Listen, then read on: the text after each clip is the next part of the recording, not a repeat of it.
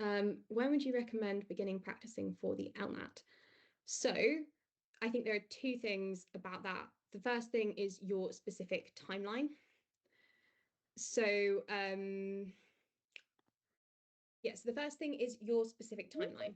So if you are in that Oxbridge potential application group, really as early as possible. So the way that I teach is I start by looking at logical reasoning foundations. So before you even touch section A and section B, there is a course specifically dedicated to logical reasoning. So that is the foundations. That is, in logical reasoning terms, what is an argument?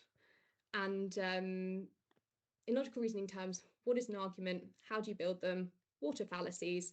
How does all of that work? Now, it is never too early to start learning that type of content.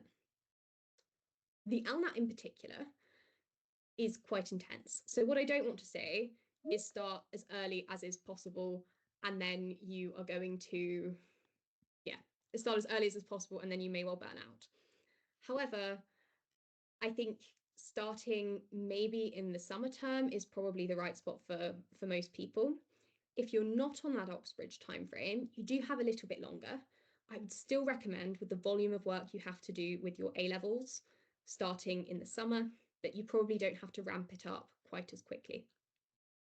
So all of that, long way of saying, start early with the logical reasoning and the basic skills, never too early to be developing those. Then kind of summer term, look really specifically at building the LNAT specific skills.